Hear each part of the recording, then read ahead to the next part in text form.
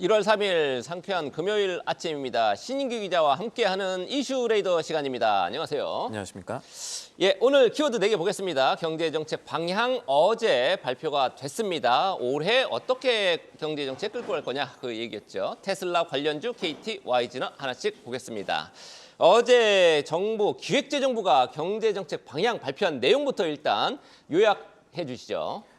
지금 이 경제정책 방향 내용 설명하기 전에 이게 증시에 어떻게 영향을 미칠까가 저희한테는 중요한 건데 지난해 코스피 지수가 연초 대비 9.6% 빠졌습니다. 그래서 이제 증권가에서는 1997년 이후에 코스피가 2년 연속 빠졌던 적은 없었으니까 올해는 좀 괜찮지 않겠느냐는 낙관론도 조심스럽게 나오고 있는데 어제 경제정책 방향 보면은 적어도 이제 거시경제 측면에서는 우리가 여전히 조금 더 어려운 환경에 있다라는 점을 정부가 공식화했다라고 보시면 되겠습니다. 대표적인 게 성장률과 수출 증가율 전망입니다. 정부가 올해 우리나라의 실질 GDP 성장률 전망치를 1.8%로 잡았습니다. 지난해 7월에 내놨던 2025년의 이 경방 전망치와 비교하면은 0.4%포인트 낮춘 건데요. 올해 우리나라의 잠재 성장률 전망치가 2% 정도 되는 거니까 잠재 성장률보다 낮은 실질 성장률의 전망치가 나왔다는 거는 정부가 올해 우리나라가 경기 침체 구간에 접어들 겁니다. 여러분 이렇게 얘기를 한 것과 사실은 같은 겁니다. 경제정책 방향의 지표들을 자세히 보면요. 이번에 경제정책 방향에서 우리 성장률 전망이 우리 예상보다 좋지 않았던 이유가 수출 둔화일 것으로 보입니다. 올해 수출 증가율을 1.5%로 정부가 예상을 했는데 이거는 시장의 기존 예상보다도 낮은 수치입니다. 삼성증권 같은 경우가 연초에 보고서 내놓으면서 올해 여러 가지 어려운 상황들 때문에 이 수출 전망을 기존의 7%에서 5%로 하향한다라고 했었는데 이런 증권가들의 전망보다도 낮은 수출 증가율을 아마 기록할 것이다라는 얘기가 정부의 공식적인 입장으로 나온 것이고요. 어제 특집 시간에 트럼프 행정부의 관세를 적용하면은 우리나라 대미 수출액이 6%에서 최악의 경우 20% 조금 넘게 감소할 수 있다는 분석들이 외국에서 나오고 있다고 말씀드렸는데 이런 부분들을 정부가 최근의 상황과 함께 계산을 하고 있는 듯합니다. 정부의 이 숫자 관련해서 공식적인 설명은 감액 예산이 반영이 됐고 그 사이에 나왔던 4분기 경제 지표가 예상보다 낮아진 점들을 이제 반영했다라고 얘기를 했는데 여기서 조금 더 걱정스러운 것은 정부가 하방 위험, 불확실성 이런 단어들을 계속해서 언급을 이번에 했다는 점입니다. 정부가 내놓는 성장률 숫자가 조금 더 떨어질 수도 있겠다라는 걱정을 시장에 가져올 수도 있겠지요. 계엄과 같은 불확실성 관리가 어느 정도 됐을 때를 전제로 이번 숫자를 내놨다라고 했고 올해는 불확실성이 금융시장에 상당한 영향을 미칠 가능성이 있다면서 대외 신인도와 리스크 관리에 집중하겠다는 게 정부의 입장입니다. 네, 성장률을 1.8로 낮춰 잡았습니다. 우리 잠재 성장률 1.8에서 뭐 2.0 정도 될 텐데 그것 정도, 그것보다도 못할 가능성까지 우리 정부가 공식적으로 이제 시사를 강력하게 한 거죠. 내수 부진뿐만 아니라 수출까지. 지금 이렇게 강달러인데도 불구하고 수출이 뭐 감소는 아닙니다. 네. 증가율이 둔화되는 거지만 이렇게 뚝 1.5%까지 수출 증가율이 둔화할 거다 이렇게 예상을 했습니다. 증권가에서 또 어떻게 보고 있습니까? 투자 측면에서는 어떤 부분들을 봐야 되냐면은 이 지금 이렇게 너무 나쁘다는 게서 끝나는 게 아니라 이렇게 되면 정부가 또 어떤 것을 할 것인가의 투자 심리가 모일 수도 있겠죠. 투자 측면에서는 오히려 그 부분들을 짚어볼 수가 있을 것 같습니다. 아, 오히려 긍정적일 수 있는 부분이 있나요? 투자 심리에는 그럴 수가 있을 겁니다. 왜냐하면 이번에 정부가 경제정책 방향을 통해서 단순하게 우리 성장률 전망뿐만 한 게 아니라 이 내수 정책 어떻게 하겠다, 내수 촉진하겠다 이런 방안들을 내놨는데 이런 것들을 살펴보면요. 신용카드를 지난해보다 더 쓰면 추가 소득 공제 해주고 자동차 개별 소비세 깎아주고 뭐 이런 내용들이 있습니다. 이거는 즉 세금을 깎아서 소비 심리를 크게 키워보겠다는 거죠. 그러니까 이것은 세금 수입이 줄어들 거라는 걸 정부가 예상하고 어느 정도 감내한 조치를 하겠다는 거고 그렇다면 그만큼 추가 집행 예산을 더 늘려야 우리나라 살림이 가능하다라는 거를 정부가 알고 있고 그런 것들을 예상하고 가는 조치가 될 가능성이 높다는 뜻입니다. 그래서 이게 결국 어느 단어로 연결이 되냐면 추가 경정 예상, 추경으로 연결이 될 가능성이 매우 높다라는 얘기들이 이 세종시에서도 나오고 있습니다. 증시에는 이제 나쁘지 않은 소식이 될 추경 논의가 따라붙을 것이다라는 거를 증시 투자 측면에서 생각해 볼 수가 있고 실제 경제정책 방향 질의응답 때도 경제정책국장이 추경이 앞으로 어떻게 될 것이냐는 질문에 다양한 가능성을 열어놓고 검토 중이라는 답을 했다는 것도 투자 측면에선 참고하실 부분이겠습니다. 네, 일단 예산 조기 집행 뭐 집중해야 되겠습니다만 경제가 이렇게 많이 성장률이 꺾이고 이러면은 당연히 이제 추가 경정 예산 편성 고민을 더 많이 해봐야 될 것 같습니다. 두 번째 이슈 테슬라 보겠습니다. 간밤에 뉴욕 증시에서 테슬라 주가 6% 넘게 급락을 했습니다. 그동안에 테슬라 주가는 잘 달려오긴 했죠. 트럼프 트레이드 덕분이었는데 네. 본질은 테슬라 전기차가 얼마나 잘 팔리느냐였는데 실적이 나왔죠. 어떻게 나왔습니까?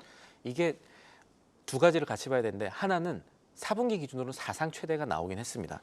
49만 5,570대로 분기 기준 사상 최대치를 기록하긴 했는데 이게 시장의 기대치만큼이었냐? 그게 아니었기 때문에 그리고 테슬라 관련해서는 여러 가지 지금 외부적인 요인도 있습니다. 하나는 일론 머스크 트럼프 버디로 불리고 있죠. 퍼스트 버디로 있는 일론 머스크 테슬라 CEO가 이 트럼프 강성 지지자층과 이민 문제로 조금 이제 결이 맞지 않다라는 보도들이 나온 것도 사실은 투자 심리에는 어느 정도 영향을 끼쳤다는 얘기들도 나오고 있고 오늘 실적 측면에서 보면은 아까 제가 4분기 기준으로 사상 최대 인도량이라고는 했지만 증권가의 기대치는 50만 대 넘었거든요. 51만 대 넘는 곳을 전망한 곳들도 사실 있었고 증권가들의 추정치 정합은 아마 한 50만 6천 대 정도였을 겁니다. 이거보다는 좋지 않았고 그리고 4분기 이 정도의 판매 인도량이 결국 이제 판매로 이어지는 건데 이 판매가 이 2011년 이후로 사상 최초로 감소를 했습니다.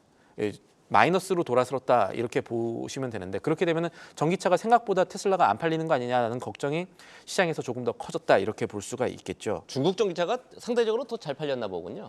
이 BYD 문제도 있겠지만 지금 여러 가지 캐즘이라든가 이런 것들도 지금 후반부에 어느 정도 개선이 되고 있지만 완전히 벗어나지 못했다라는 점들을 이번에 테슬라 실적이 보여준다라고 봐야겠고 또 관련해서 이 테슬라 인도량의 이 증권가 전망치와 시세 수치 차이가 어느 정도 있다 보니까 이 투자 측면에서 어떤 아이디어가 있을 수 있겠느냐 이 봤더니 증권사들의 시장 추정치 종합을 보는 것만으로는 부족할 수 있고 이 테슬라 개인 분석 계정 테슬라 관련해서는 트로이 테슬라이크라는 SNS 계정이 조금 더 실제 데이터에 근접하는 모습이 반복적으로 확인이 됐거든요. 이 계정이 이제 미국 차량관리국 등록번호 추적해서 테슬라만 집요하게 분석하는 데인데 투자 측면에서는 어떻게 볼 수 있겠느냐 봤더니 증권사 전망치와 이런 계정들이 내놓은 숫자가 얼마나 차이가 나느냐에 따라서 만약에 이제 증권사 추정치보다 개인 계정 분석가들의 추정치가 더 높다면은 뭐 시장의 기대감이 어느 정도 더 반영이 됐고 덜 반영이 됐고 이런 것들을 투자 측면에서 주가가 더 반영이 됐구나를 판단할 수 있을 거니까 이런 것들도 한번 살펴보셔도 될 것 같고 국내 관련주들도 꽤 있겠죠? 국내 관련주로 꼽히는 종목들은 사실 오늘 장에서 아주 좋은 움직임을 보이기는 어려울 것이다라고 생각해 볼 수가 있겠는데 관련해서 두 가지 종목들을 볼 수가 있을 것 같습니다. 국내 관련주는 테슬라에 직접 부품을 공급한다는 소식에 이제 주가가 움직이는 종목도 있겠지만 우리나라에서 조금 더 많이 움직이는 종목은 사실 테슬라 지분 갖고 있는 종목이었습니다. 마치 비트코인 많이 갖고 있는 마이크로 스트래티지가 비트코인 관련주로 분류되는 것처럼 우리나라에는 국보 디자인이라는 종목이 있었습니다. 이 종목이 테슬라의 지분을 상당히 많이 갖고 있었었는데 오늘 장에서는 어느 정도 움직일지 좀 봐야겠습니다. 왜냐하면은 11월에 3분기 보고서 나왔을 때 보니까 3분기 기준으로 국보 디자인이 테슬라 지분 많이 팔아서 지금은 3만 주 정도만 이제 갖고 있더라고요. 그러니까 갖고 있던 거에 한 70% 정도 팔았었고 또 하나 봐야 될 것은 이제 아모그린텍이라고 해서 이제 배터리 방열이라든가 이런 자성 부품 만드는 곳인데 여기가 테슬라의 사이버 트럭의 이 부품들을 공급하는 곳입니다. 오늘은 이런 종목들의 움직임들이 오늘장 어떻게 움직일지도 봐야겠습니다. 네, 2차전지 외에 국보 디자인이나 그린텍 이런 종목들도 오늘 주가 흐름 좀 지켜봐야 되겠습니다. 자,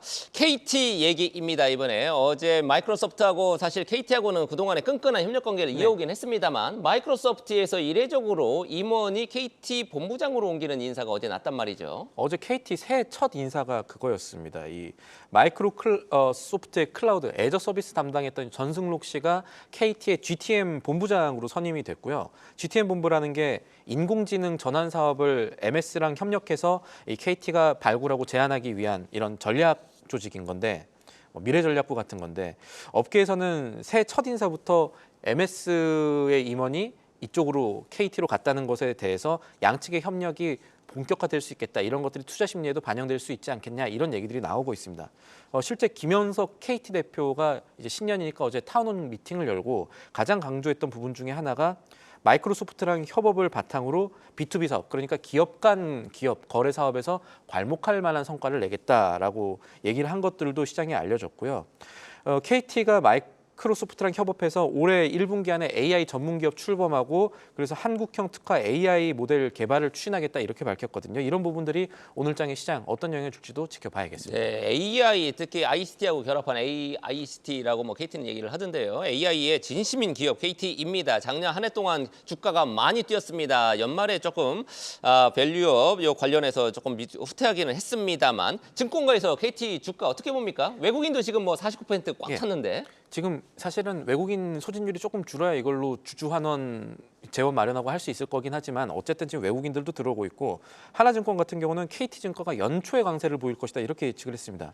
아마 4분기 실적 나오면 실적 자체는 생각보다 좋지 않은 가능성이 있다고 합니다. 왜냐하면 인건비 반영 부분들이 있기 때문에 그렇지만 주주 이익 환원 규모가 한 연간 8천억 원 될 것으로 전망하고 있고 이 수준으로 보면은 수익률 기준으로 5.8% 수준인 5만 5천 원까지는 중단기에 도달을 할 수 있을 것이다. 그러니까 좀 올라갈 수 있을 것이다. 이런 분석들을 내놓고 있습니다.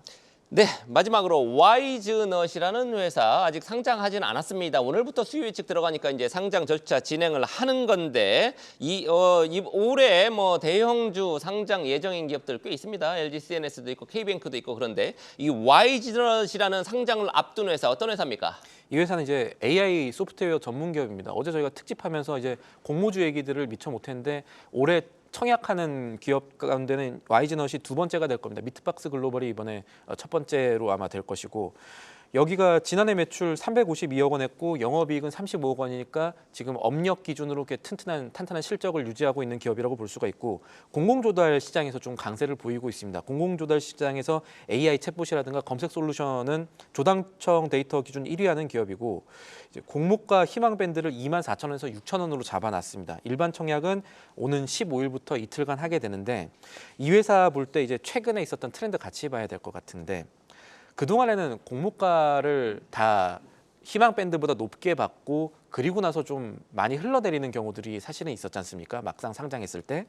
근데 이번에 와이즈넛을 상장하면서 상장 절차를 통하면서 공모가를 좀 이 회사가 높게 잡으려고 욕심부린 거 아니냐라는 얘기들도 사실 증권가 일부에서는 좀 나왔습니다. 왜냐하면은 이 AI 기업이다 보니까 이 공모가 선정하려면은 비교 대상 기업, 피어 그룹이라고 합니다. 이 선정을 해야 되는데 관련 상장 AI 기업들의 피어 기업으로 선정한 게 아니라 한글과 컴퓨터 같은 약간 사업 포트폴리오가 다르지만 PR이 좀 상대적으로 높은 기업들을 이 선정을 했거든요. 이렇게 되면은 공모가를 조금 높게 받겠다라는 것을 위해서 지금 AI 기업들이 선정성이 있긴 하지만 그런 것들 때문에 이렇게 잡아놓은 게 아니냐, 이 제대로 잡은 거 맞냐, 피어 그룹을 이런 논란들이 조금 있었는데 와이즈넛 같은 경우는 이제 AI 산업의 성장성이라든가 특성들을 지금 고려해서 이렇게 했다라고 얘기를 하고 있는데 실제 공모가들을 이 기관들이 어떻게 받아들여 줄지도 일반 청약 전에 관심을 갖고 볼 부분이 되겠습니다. 예, 흥행 성공 여부도 좀 지켜봐야 되겠습니다. 이게 이제 돈도 버는데 왜 기술특례 상장으로 추진하는지 그것도 조금 이해가 안 가는 대목이긴 합니다만 어찌됐든 와이즈넛 흥행 성공해서 공모주 시장에도 신바람을 좀 불어넣었으면 하는 바람이 있습니다. 지금까지 신규 기자와 함께했습니다. 계속해서 다양한 경제 이슈를 알고 싶다면 구독과 좋아요, 알림 설정 부탁드립니다. AI 캐스터 권미정이었습니다.